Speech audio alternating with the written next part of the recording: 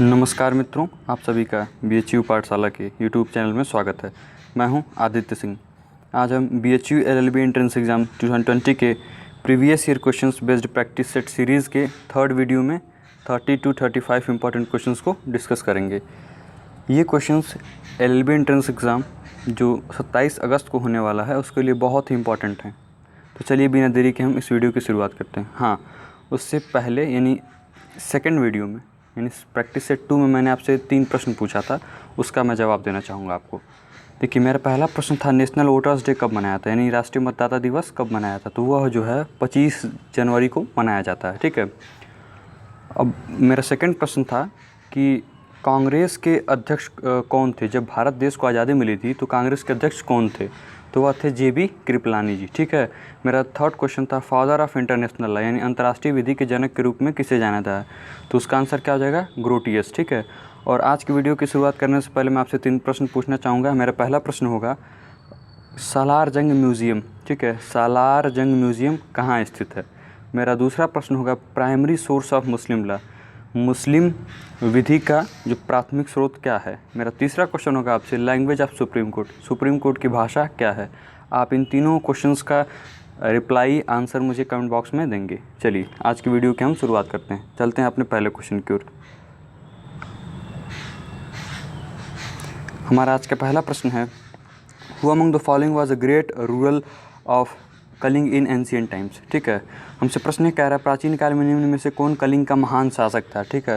तो इसका correct answer क्या हो जाएगा, खारवेल। कौन था, खारवेल। कलिंग कहाँ पड़ता है, आज के वर्तमान में उड़ीसा में पड़ता है, ठीक है। और कलिंग में ही एक युद्ध हुआ था जिसके बाद जो है अशोक पर इतना प्रभाव पड़ा था कि अशोक बिल्कुल शांति के प्रतीक यानी दूत बन गए थे, ठीक है। और वह बौद्ध धर्म को उन्होंने धारण कर लिया था, ठीक है, और प्रचार प्रसार करने लगे थे। तो आप बिल्कुल याद रखेंगे। हमारा सेकंड क्वेश्चन होगा in which century did Ashoka reign, Ashok ने किस सदी में शासन किया था। तो अशोक ने जो है वह तृतीय सदी ईसा पूर्व, ठीक है, यानी कि 3rd सेंचुरी BC में शासन किया था, ठीक है। और देखिए उनका शासनकाल कब से कब तक था, तो 268 BC से लेकर के 232 BC तक था, ठीक है। और देखिए वह जो है अशोक जो है वह मौर्यन डायनेस्टी जो थी, जो मौर्य वंश के तीसरे शासक थे, ठीक है। कौन से शासक थे, तीसरे नंबर के शासक थे। और इनकी राजधानी कहाँ थी, इनकी राजधानी थी पाटलिपुत्रा में, ठीक है। अब हम अपने अगले क्वेश्चन पर चलते हैं।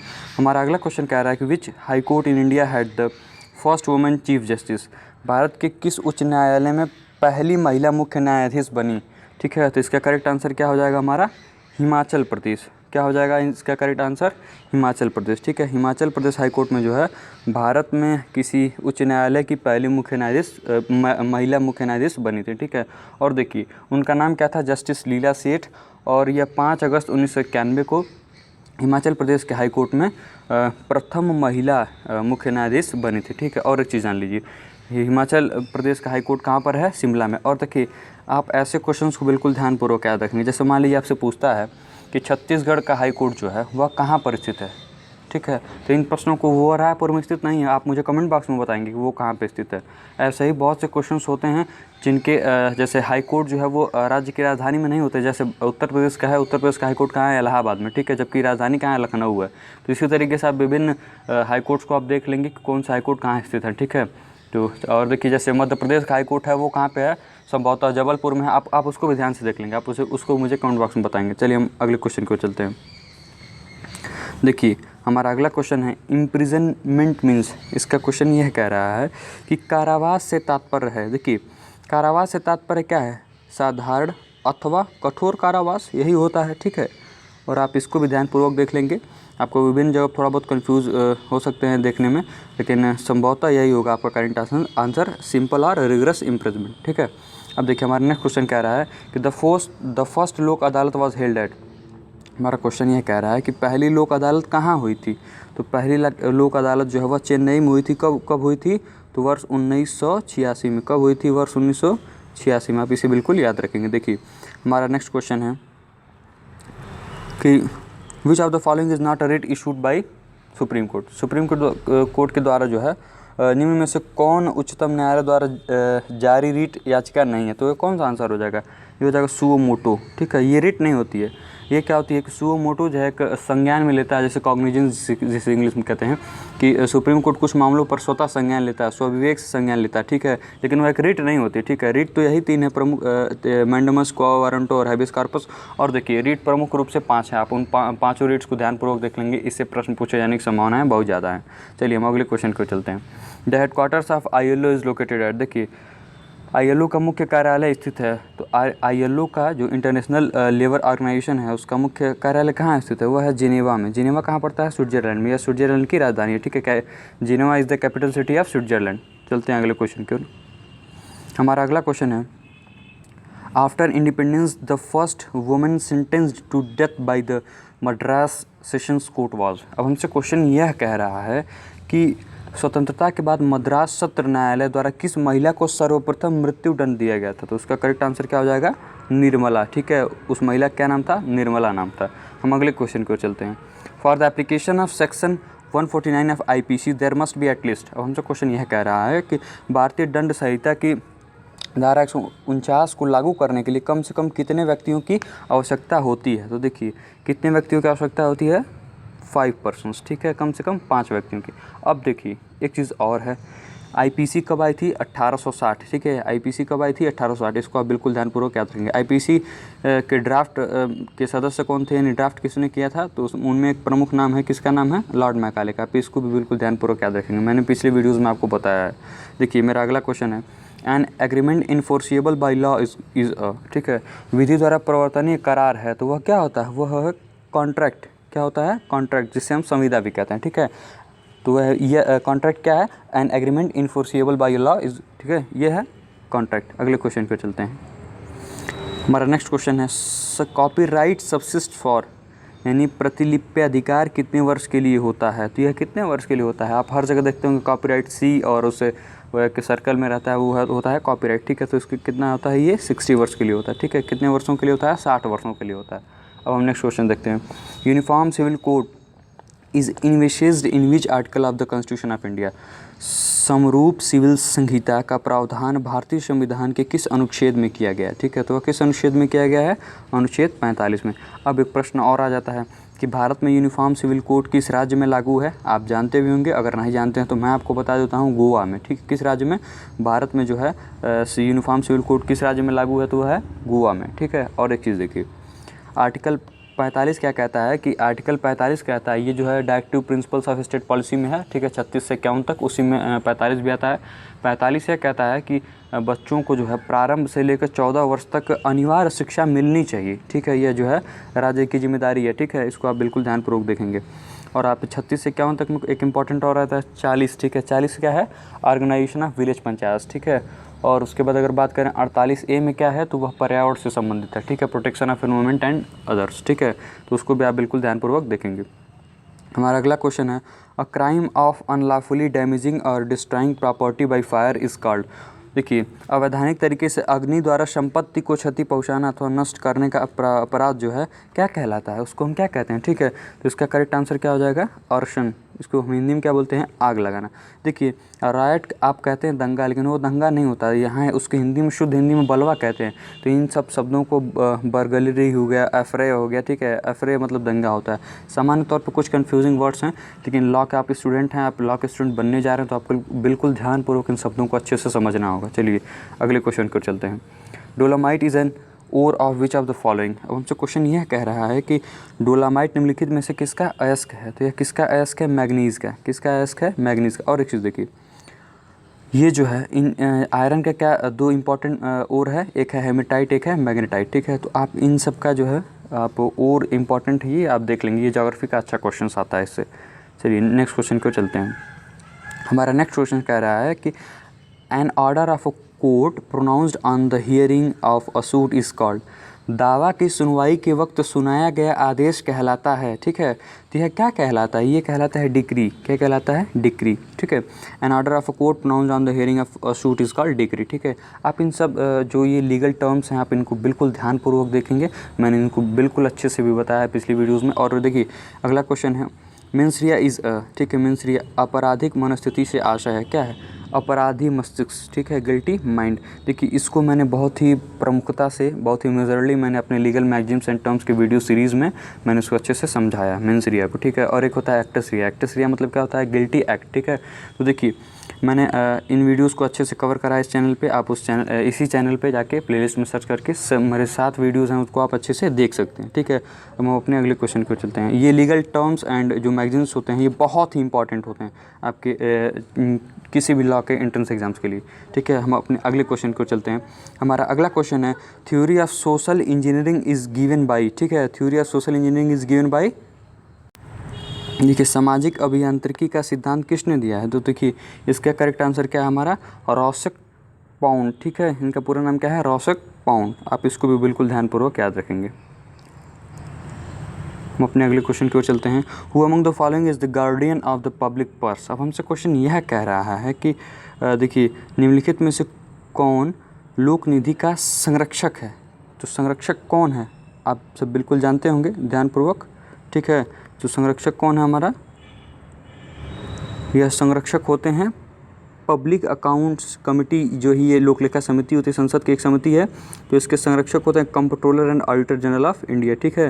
कौन होता है, comptroller and auditor general of India, ठीक है। और ये 2 क्वेश्चंस मतलब कि थोड़े से सेट करने में प्रॉब्लम हो गई, इनको मैंने पहले ही करा दिया है। इसका आंसर क्या था, डिक्री था, और इसका आंसर क्या था, गिल्टी माइंड। तो इनको आप नहीं देखेंगे। और देखिए ये जो क्वेश्चन है पब्लिक पर्स वाला, देखिए कैग होता है, कैग का जो है भारतीय संविधान में वर्णन कहाँ से कहाँ तक मिलता है। तो ये मिलता है 148 से 151 तक, ठीक है। यानी कि आर्टिकल 148 टू आर्टिकल 151, ठीक है। ये बिल्कुल इंपॉर्टेंट है, आप इसको बिल्कुल अच्छे से देखेंगे। और देखिए पब्लिक अकाउंट्स कमेटी जो है इसके कितने मेंबर होते हैं, 22 मेंबर्स होते हैं। और इनमें से 15 जो होते हैं, 15 लोकसभा के होते हैं सदस्य, और 7 जो है वो राज्यसभा के सदस्य होते हैं। इनके अध्यक्ष कौन होते हैं, इनके अध्यक्ष जो है वह जो लोकसभा में जो विपक्षी पार्टी का नेता होता है, यानी विपक्ष पार्टी का ही नेता होगा, वह सत्ता दल का नहीं हो सकता है, ठीक है। तो हम अपने अगले क्वेश्चन को चलते हैं। देखिए पार्लियामेंट्री कमेटीज़ को आप बिल्कुल ध्यानपूर्वक याद रखेंगे। देखिए पार्लियामेंट की सबसे बड़ी कमेटी कौन सी है, एस्टीमेट कमेटी। एस्टीमेट कमेटी में कितने सदस्य हैं, 30 सदस्य, और 30 सदस्य जो हैं वो लोकसभा से ही होते हैं, ठीक है। अगले क्वेश्चन को चलते हैं। हमारा नेक्स्ट क्वेश्चन है the mistaken decision of a court. न्यायालय का भूल से लिया गया निर्णय को हम क्या कहते हैं। तो इसको क्या कहते हैं, मैंने अपने लीगल मैगजीन्स में बताया हुआ है, इसको कहते हैं पर इंक्यूरियम, ठीक है। क्या कहते हैं, पर इंक्यूरियम। हम अपने अगले क्वेश्चन की ओर चलते हैं। लॉ ऑफ कॉन्ट्रैक्ट इज़ देखिए संविदा विधि है, ये क्या है, प्राइवेट लॉ है, ठीक है। क्या ही प्राइवेट लॉ है। और आप इन सब चीज़ों को आसानी से और बिल्कुल ध्यानपूर्वक देखेंगे। देखिए एक चीज़ है, ये कहीं कहीं आप कंफ्यूज हो सकते हैं, ठीक है। तो आप कई जगह कुछ अलग अलग फैक्ट्स मिलेंगे, तो आप उनको बिल्कुल ध्यानपूर्वक देखेंगे तभी आप क्लियर कर पाएंगे। The largest coal reserves of India are found in. हमसे क्वेश्चन ये कह रहा है कि कोयले का जो संचित सबसे अधिक भंडार है वो भारत में कहाँ पर है, ठीक है।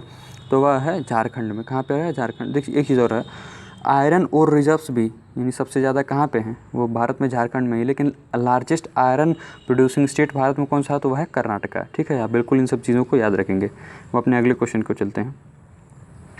हमारा नेक्स्ट क्वेश्चन है कि which of the following administers oath of the office to the President of India.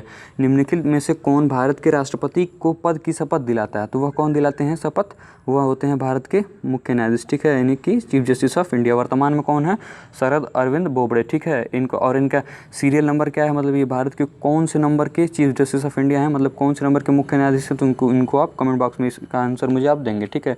मेरा नेक्स्ट क्वेश्चन है the parliamentary system of administration is borrowed in India from which of the following countries, ठीक है। तो इसका correct answer क्या हो जाएगा, England यानी ब्रिटेन, ठीक है। और देखिए ब्रिटेन से ही रूल ऑफ लॉ लिया गया है, यानी कि विधि का शासन, सिंगल सिटीजनशिप जो एकहरी नागरिकता है वह भी जो है ब्रिटेन के ही संविधान से ली गई है, ठीक है। और अगला देखिए यूएस क्या लिया गया है, यूएस फंडामेंटल राइट्स लिए गए हैं, जुडिशियल रिव्यू लिया गया है, न्यायिक जो पुनरावलोकन होता है, रिव्यू होता है, समीक्षा कह सकते हैं। और ऑस्ट्रेलिया से क्या लिया गया है, ऑस्ट्रेलिया से हमारा कंकरेंट लिस्ट लिया गया है। कनाडा से क्या लिया गया है, देखिए कनाडा से federation with a strong centre, यानी कि एक मजबूत केंद्र के साथ जो संघ की स्थापना है वह उसकी अवधारणा कहाँ से ली गई है, उसका कॉन्सेप्ट कहाँ से लिया गया है, तो वह है कनाडा से, ठीक। बिल्कुल आपको क्लियर हो गया होगा। देखिए सोर्सेज ऑफ इंडियन कॉन्स्टिट्यूशन, ये एक बहुत इंपॉर्टेंट टॉपिक है लॉ के स्टूडेंट के लिए, आप इसको बिल्कुल ध्यानपूर्वक याद रखेंगे और पढ़ेंगे अच्छे से। देखिए हमारा नेक्स्ट क्वेश्चन है which of the following coined the term Harijan, ठीक है।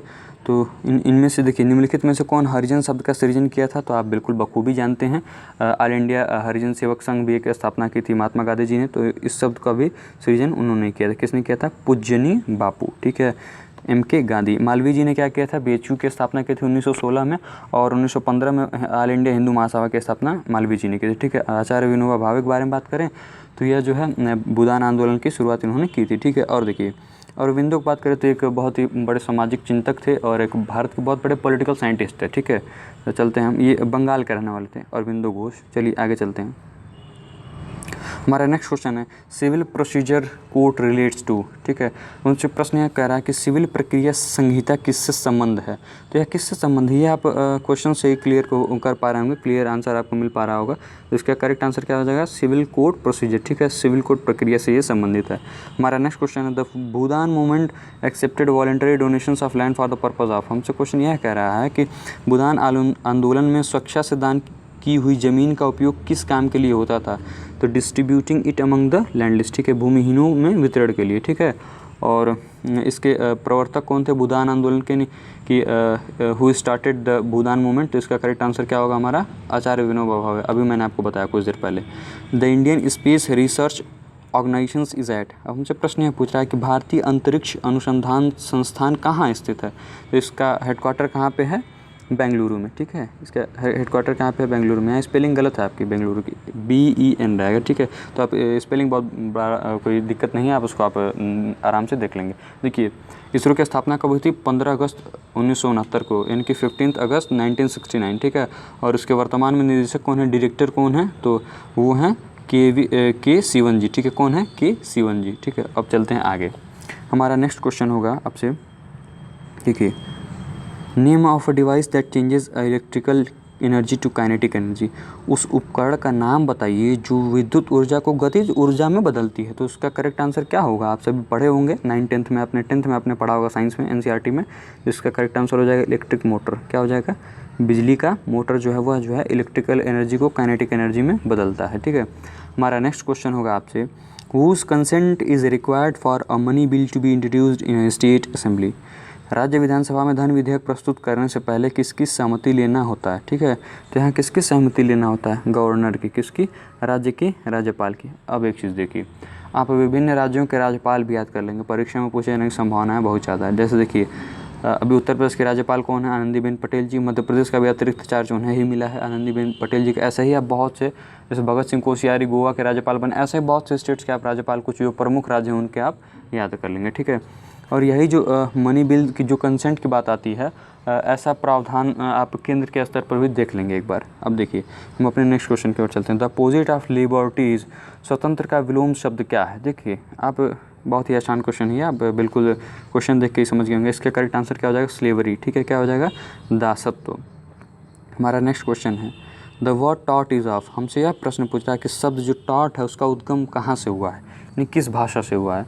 तो यह जो है लैटिन भाषा का शब्द है। किस भाषा का शब्द है, लैटिन भाषा का शब्द है। और इसका लैटिन के किस वर्ड से इसका ओरिजिन है, यानी कि किस वर्ड से डिराइव किया गया, तो ये टॉटम। टॉटम मतलब क्या होता है लैटिन भाषा में, लैटिन लैंग्वेज में, रॉन्ग यानी कि गलत, ठीक है। तो यहीं से उसका ओरिजिन हुआ है टॉट का, ठीक है। आप बिल्कुल ध्यानपूर्वक इसे याद रखेंगे। हमारा नेक्स्ट क्वेश्चन है which one of the following is a bulwark का पर्सनल फ्रीडम। हमसे क्वेश्चन यह कह रहा है कि देखिए निम्न में से कौन व्यक्तिगत स्वतंत्रता का आलम्ब है, ठीक है। हमसे क्वेश्चन यही पूछ रहा है, तो इसका क्या हो जाएगा करेक्ट आंसर, देखिए हैबियस कॉर्पस। मैंने बताया, देखिए ये चारों जो ऑप्शन दिया अभी, ये चारों रेट हैं, ठीक है। ये कहाँ पे हैं, आर्टिकल 32 में, इंडियन कॉन्स्टिट्यूशन के आर्टिकल 32 है जो राइट टू कॉन्स्टिट्यूशनल रेमेडीज़, उसी में ये पाए जाते हैं, ठीक है। और देखिए ये सब रेट्स हैं, और हैबियस कॉर्पस क्या बंदी प्रत्यक्षीकरण में जो है ये चारों रेट हैं, और एक रेट और आता है आपका, आप उसको बताएंगे, मैं ही बता देता हूँ, प्रोहिबिशन होता है, ठीक है। देखिए ये जो रेट होती है इसमें क्या होता है कि आप अगर कोई भी व्यक्ति गिरफ्तार किया जाता है तो उसको 24 घंटे में कोर्ट के समक्ष यानी मजिस्ट्रेट के समक्ष प्रस्तुत करना होता है, ठीक है। कुछ विशेष परिस्थितियों में वह 48 घंटे भी होता है, लेकिन प्रमुख रूप से वह 24 घंटे ही माना जाता है, ठीक है। अब देखिए हमारा नेक्स्ट क्वेश्चन है इलेक्शन कमीशन इज हमसे क्वेश्चन ये कह रहा है चुनाव आयोग है। चुनाव आयोग क्या है, चुनाव आयोग जो है एक संवैधानिक संस्था है। क्या है वो, एक संवैधानिक संस्था, ठीक है। और देखिए चुनाव आयोग जो है उसकी स्थापना कब हुई थी भारत में, 25 जनवरी 1950 को। और देखिए इसीलिए 25 जनवरी को जो है राष्ट्रीय मतदाता दिवस के रूप में मनाया था। पहले चीफ इलेक्शन कमिश्नर कौन थे, तो वो थे सुकुमार सेन जी, ठीक है। अब देखिए एक चीज़ और है, इलेक्शन कमीशन का भारतीय संविधान में वर्णन कहाँ मिलता है, डिस्क्रिप्शन कहाँ मिलता है, तो आर्टिकल 324 में, ठीक है। आप इसको बिल्कुल ध्यानपूर्वक देखेंगे और याद करेंगे।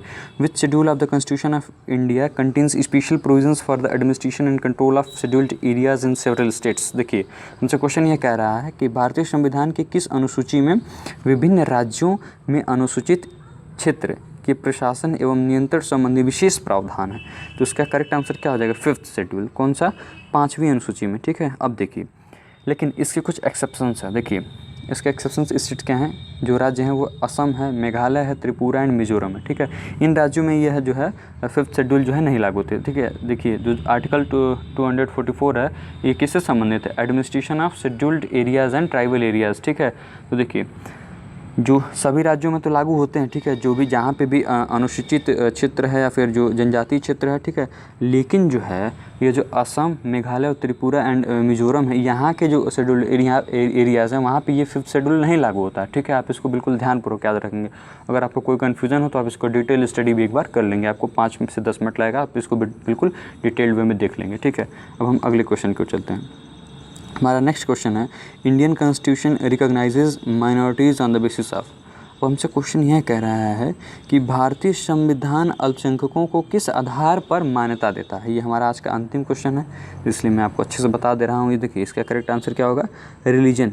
एक चीज़ और देखिए, भारतीय संविधान जो है वह अल्पसंख्यकों को किस आधार पर मान्यता देता है, इसका करेक्ट आंसर धर्म या भाषा भी हो सकता है। आर्टिकल 30 कहता है कि देखिए ये कहता है कि धर्म या भाषा के आधार पर, whether on the basis of religion और लैंग्वेज, ये बात वो कहता है, ठीक है। तो यहाँ पे आप दोनों चीज़ को पाएंगे, रिलीजन और धर्म दोनों पाएंगे, ये आप मिलेगा आपको आर्टिकल 30 में, ठीक है। तो इसी तरीके से ये सब आपको मैं बता पाया। और चलिए बहुत बहुत धन्यवाद। In case if you have any doubt do let me know in the comment box, ठीक है। और अगर आपके पास कोई फीडबैक हो तो आप मुझे कमेंट बॉक्स में ज़रूर देंगे। और इसी के साथ बहुत बहुत धन्यवाद। Stay connected with us for more information. Thank you for giving your valuable time. Channel को लाइक करिए, शेयर करिए, सब्सक्राइब करिए BHU पाठशाला चैनल को। आप सभी का बहुत बहुत धन्यवाद।